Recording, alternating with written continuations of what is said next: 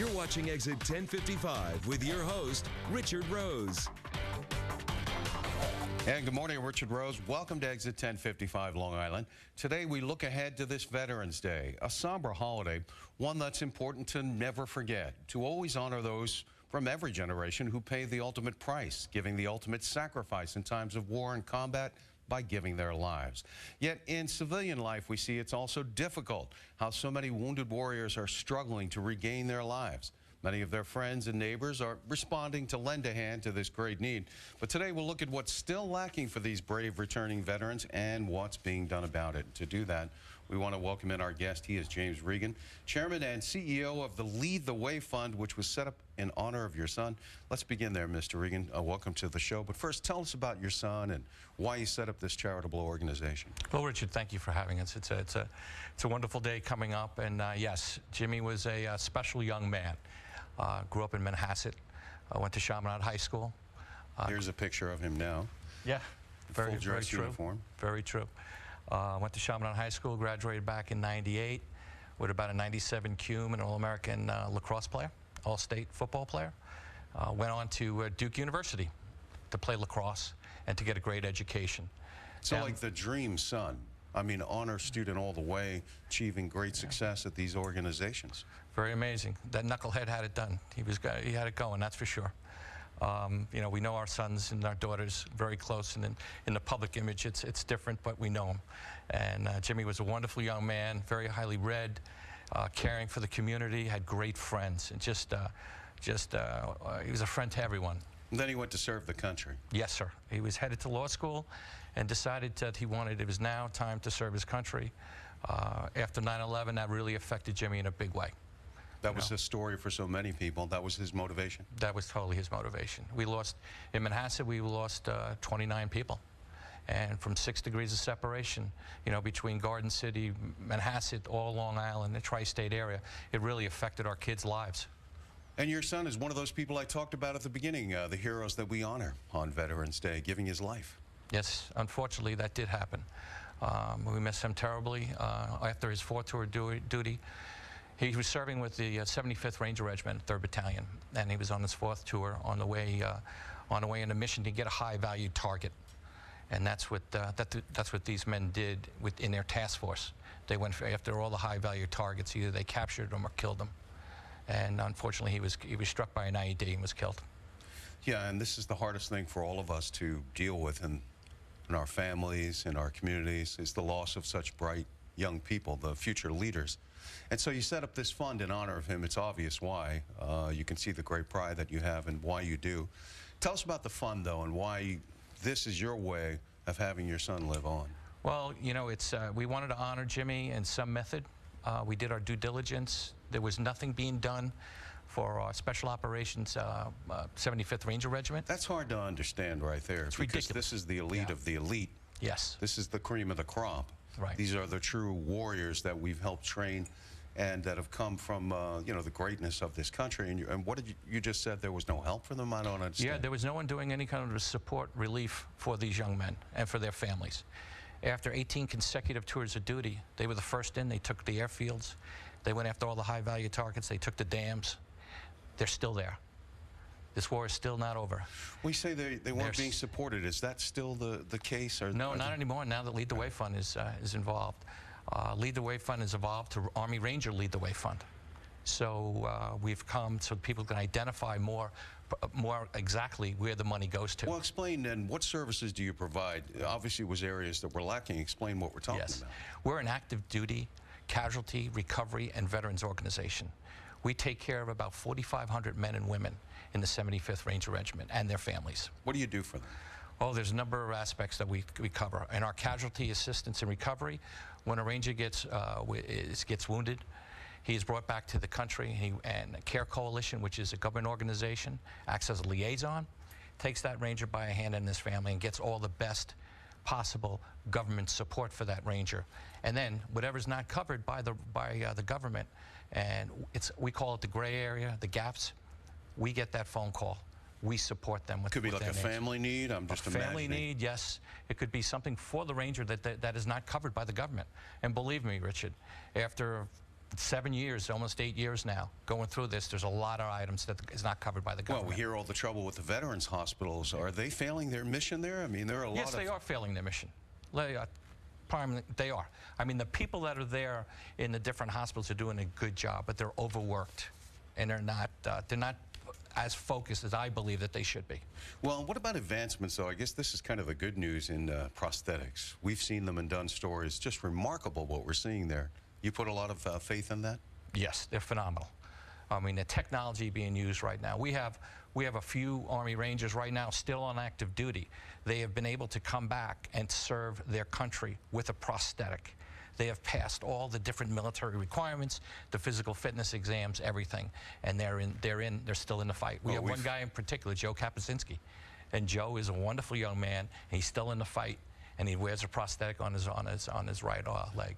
Yeah, you can see the pride because, yeah, I mean, it's wonderful to see if you survive that, and then you can stand up and walk again and do the kinds of things they're doing, that really, that's an achievement. Well, the men that serve the 75th Ranger Regiment and our Special Operations world, they're very special men.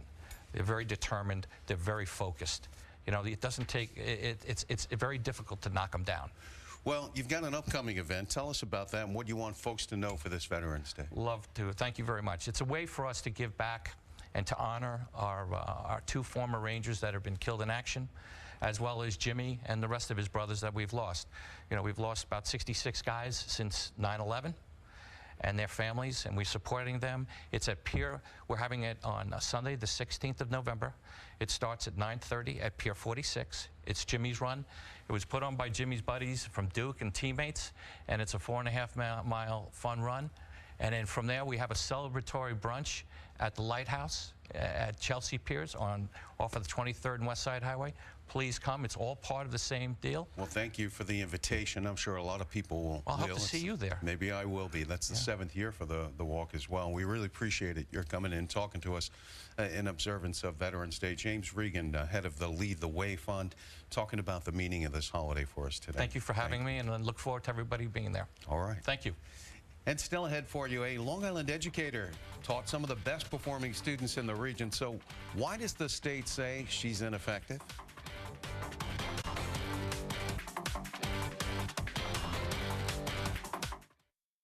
From the classroom to the courtroom, a highly regarded Long Island teacher is now suing the state. TV 1055's Carolyn Gussoff with the educator who feels she's being punished by the new teacher evaluation system. I found this inconceivable. 17 years into a career teaching 4th graders at this Great Neck school, Sherry Letterman was shocked by a grade she received. The state ed department had awarded me on the student growth score only 1 point out of 20. The lowest possible score. New York's teacher evaluation deeming her ineffective, well below average. For a teacher with a doctorate in education, dubbed by her superintendent an exceptional educator, highly regarded. With a flawless record, this was baffling. Is insulting. It's infuriating. She's now suing the New York State Department of Education to remove the grade in a system she calls arbitrary and capricious. And there's no explanation and no logic. Her husband, an attorney, says they're suing for reform, not money. The job rating, based on student test scores, is supposed to measure student growth. This model does not fairly evaluate teachers in top-performing school districts who bring out the best in their children year after year. When children are scoring at the upper end of the spectrum to begin with, there's very little room for them to grow. The state's new teacher evaluations have been hailed by the education reform group Students First as an historic step. Parents need information about teacher performance, school leaders need to know where to target resources, and children deserve high-quality teachers. But Letterman calls this irrational. New York State won't comment on a pending lawsuit. Letterman says she's considered quitting teaching, but has decided she's not giving up without a fight. Her legal challenge could impact teacher evaluations nationwide. In Great Neck, Long Island, Carolyn Gussoff, TV 1055. Letterman says she had to sue because there is no appeals process. The case is scheduled for a court hearing in Albany on January 16th. A new survey's out about jobs and college graduates, and while a degree can lead to a good job, it's not always the case. TV 1055's Omar Villafranca spoke to someone who's finding out firsthand. Adeline Maldonado got a full-time job after she graduated from college with a degree in media studies. Unfortunately, it's not the job she wanted. I got stuck waitressing. She waits tables at night and during the day applies for media jobs, but nothing has come through. A lot of resumes, a lot of applying online and hearing nothing back. Very discouraging after a while. A new survey from careerbuilder.com looked at recent college graduates with a job. Like Maldonado, half are working in a field that does not require a degree. 4 in 10 students say that they don't feel like college prepared them for the real world. CareerBuilder.com's Michael Irwin says colleges need to do more to help students prepare for a career. Academia has to work with businesses to figure out what the curriculum should be, so when these students do come out, they're able to be placed in jobs that meet their skills. The survey found graduates who majored in healthcare, science, or technology were more likely to find work. Students who applied for a job well before graduation were more successful, and internships also gave new grads a leg up. I paid a lot of money for a degree and I want to put it to use. Maldonado is hoping to find a job in her field to help her pay almost $40,000 in student loans. The survey also found that 56% of college grads expect to make less than $30,000 their first year out of school. When we return, a new children's hospital, a rare find from an archaeological dig, exploding campus size. Well, there's a lot going on at Stony Brook University, and we'll check the pulse next. Welcome back. There's a new hospital emerging in Suffolk County that is going to surely make a mark on children's medicine. Take a look. In Stony Brook, bulldozers rumble up and down the slopes of a huge pit that will one day house the 10-story, 120-bed Stony Brook Children's Hospital. This new medical facility will be able to treat critically ill kids facing long hospital stays. It's going to be state-of-the-art in terms of what it provides to families. And for the children as well, we're going to have classrooms that are wireless, so they'll be able to access the kind of materials they need to continue their education. He was 4 years old when he was diagnosed. And in January of this year, he relapsed. Fariba Palas has spent the last 3 years shuttling her now 7-year-old son, Jesse, to far-off clinics for specialized cancer treatment. Palas is most thrilled about the planned larger rooms. They need to make our rooms and the floor more comfortable for the kids because they could be there for a week to 10 days, sometimes a month. I found out a couple days before my prom and my high school graduation. In June, 18-year-old George Sprague was diagnosed with cancer of the lymph nodes. He's been receiving chemotherapy all summer. He's got a great attitude, he's got a great frame of mind, and we're going to get through this. The Sprague family is most relieved they won't have to go out of state to get the treatment the teen needs, since the hospital plans to hire many leading specialists. There's going to be more advancement in medicine and treatment-wise for all these kids. It's a hope these families are depending on, but we'll have to wait a while longer to see. If construction stays on track, the Stony Brook Children's Hospital will open in 2016. So still a ways to go, but as we say, the bulldozers are rolling. The man overseeing all of this is here now with us, Dr. Samuel Stanley. He is president of Stony Brook University. Welcome to the show. Thank you so much, Richard. Great to be here. Now, I know you guys are excited about this. What's going to be unique about this hospital? Well, I think the fact that it's located in an academic medical center. So first of all, location is very important. We're the only children's hospital, essentially, that's serving Suffolk County, and we really serve a lot of Nassau as well. Really, a lot of geographic space, essentially, is taken up in terms of our catchment area for this hospital. So for the kids in Suffolk County and in parts of Nassau County, they now have a state-of-the-art place to go to get their care. That's going to be very important. Well, and we see this confluence of education and science at Stony Brook University. It almost seems to be what you're becoming known for.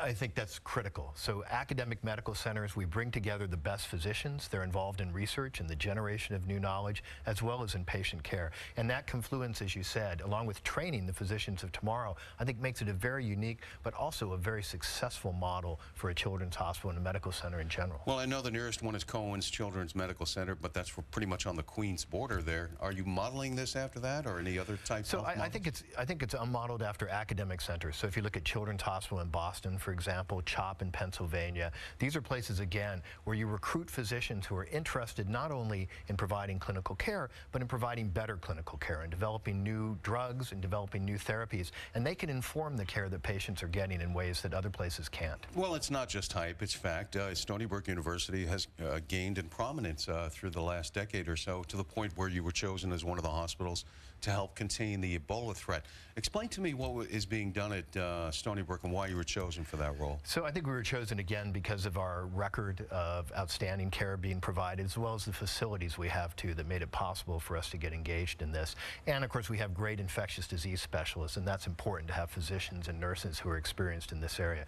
I think all of those things are part of it, but I also think, as I said, we really have the experience and the facilities that allow us to participate in this. But what would Stony Brook do if someone were to show up with Ebola? What role in it would you play? So first of all, there's been a tremendous amount of training taking place already. We've dedicated facilities to this, so we have a couple of special rooms that are negative pressure rooms that have the appropriate ante-rooms for people to be able to change their clothes appropriately and don the protective gear that's necessary. And you have that protective gear? Absolutely. We have the protective gear in stock. We have a lot of it. Actually, we were fortunate enough to have stocked up before the Ebola crisis took place.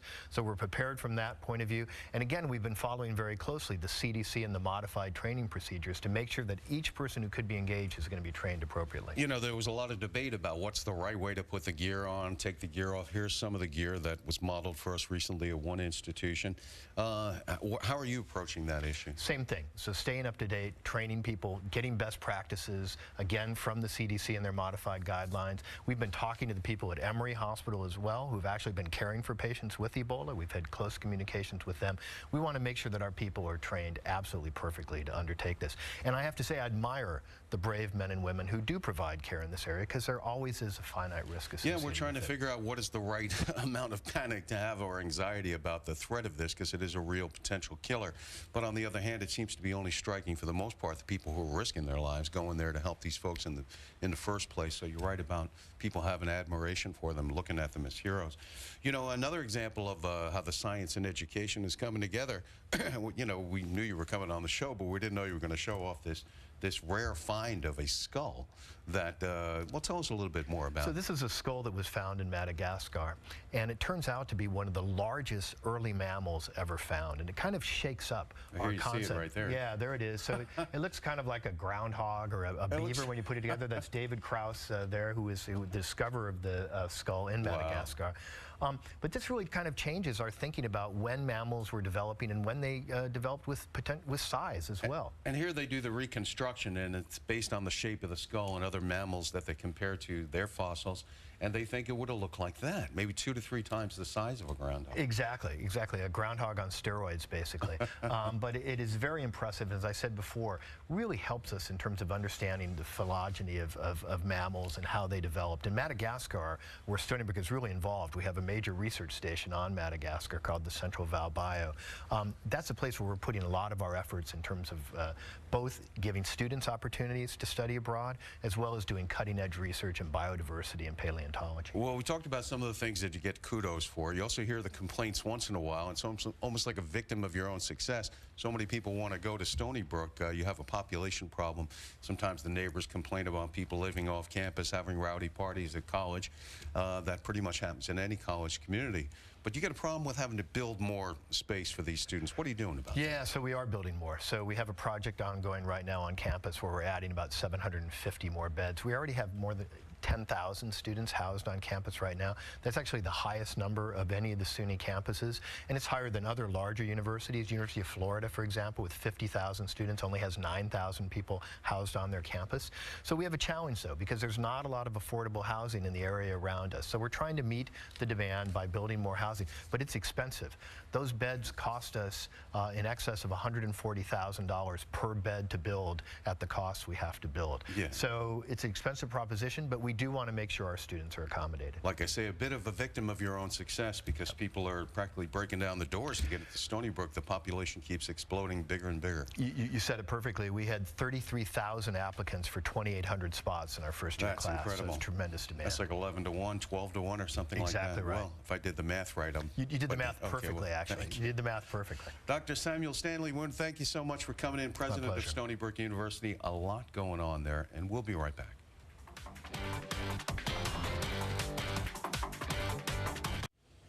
Ready or not, retailers want you to start thinking about holiday shopping already. TV 1055's Elise Finch reports.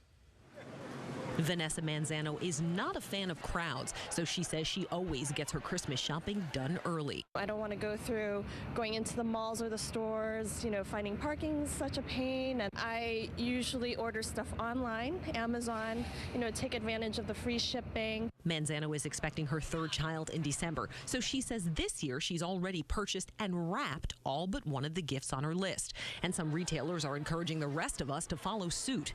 Amazon and Walmart are leading the charge to boost holiday shopping in November by advertising Black Friday and Cyber Monday deals nearly a month early. It just seems it's rushing this season. I kind of have a rule before Thanksgiving. It's just not okay. I wouldn't mind probably trying to investigate to see if I could find a deal. I mean, it's only a month in advance. Experts say retailers want people to do their holiday shopping as soon as possible so they don't squander their holiday budget on other things or get deterred from shopping altogether. Last year, the 2 weekends before Christmas was really bad weather, and this definitely hurt in-store sales. So again, retailers are hedging their bets against bad weather by staggering their deals and starting them earlier and earlier. Prices are pretty much standard. I don't see any big sales at this point. Mark LaCastro says it depends what you're shopping for. We saw 2 TVs that were all-time price lows, a Nintendo 2DS gaming system, again, all-time price lows. LaCastro says just remember, true deals are not about the percentage off. It's about paying less than the item has been sold for in the past, which should ideally be lower than the manufacturer's suggested retail price. In Manhattan, Elise Finch, TV 1055.